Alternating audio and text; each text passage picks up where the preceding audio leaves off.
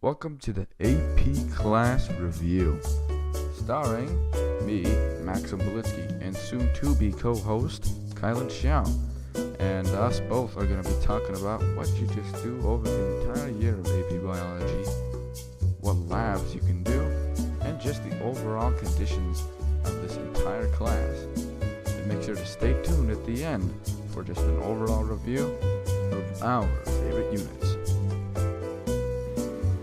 Well, going along with the actual classroom, the actual curriculum is pretty fun, and because of that, lots of students would say that it's an above average class. Along with that, however, you're going to have to do a lot of work just because of the fact that you have to remember so much of the curriculum. But since the curriculum is so big and so fun, you also get to learn a lot about how the actual world works and about how lots of ways that, life in biology actually works and maintains itself. And at the same time, going along with that work comes a lot of labs, and personally speaking, the labs are pretty dang fun. Classroom, it might seem like any normal classroom, kinda bleak and just kinda not fun, and because of this, lots of students actually get a bad rap about it. However, I'm here to prove that it's not the case. In order to show that, we are gonna move in to the wonders of the laboratory. But coming from the laboratory, we've got to talk about the notes you take. Specifically, you got to work hard in order to understand the curriculum. You got to take plenty notes and listen to your teacher. At the same time, before any lab or really any subject, make sure to research what you're going to learn about, either that day or just what you're going to be testing that day. And of course, always make sure to do the labs in the actual course, as they're going to be incredibly important to both your grade and just your overall understanding of the course material.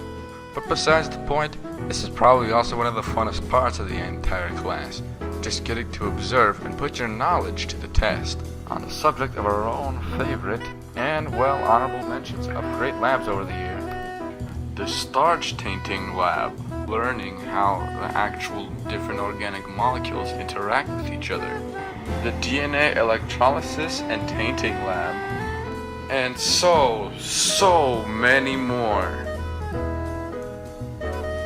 But still make sure to always follow the lab safety procedures, as you or the equipment might just end up in the trash. Well, going to our final point, most of the time, and the best part about this entire class is that you get the best teachers.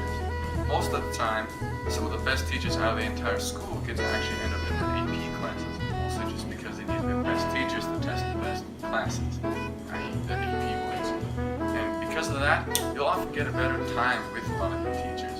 Oftentimes, these teachers are actually motivated to do well with their students and to teach them well, just because of their higher wages and just overall better benefits from actually teaching. And at the same time, because of that, they're oftentimes a lot more fun. They often teach you a lot better for the AP test, and just overall go through stuff lots better than most of the other normal and honors biology, or just really normal and honors of any classes. But most importantly, thank you, Mr. Smikle.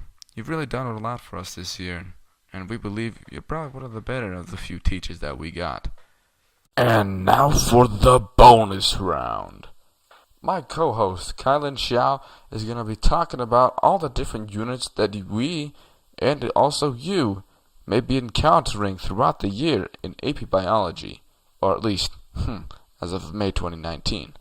The first thing you learn in biology is scientific method and lab procedures.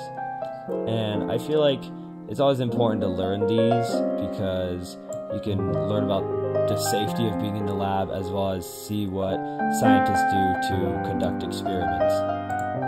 Next, you learn about the basic chemistry of life. And this is solely focused around molecules and atoms and their interactions between each other. So if you've taken chemistry in the past, this might be easier to understand. Next is macromolecules, and this is focused around molecules that form to create larger ones, such as fatty acids, and it would also benefit you if you've taken chemistry in the past, but it won't fail you completely if you didn't. Later in the year, you learn about macromolecules, and to me, this was the most exciting part of the year because we got to go out from molecules and actually focus on cells and how they function and what they do outside of molecules. Still in the middle of the year, we learned about the structure of a cell and mitosis. And I was really interested in seeing mitosis as I thought it was really cool to see how the cell replicates and heals the body without input from the brain. We also learned about plant cells, and it was really interesting to see how the plants were different from animal cells, although I don't recall covering a lot during this unit. Nevertheless, it's still entertaining.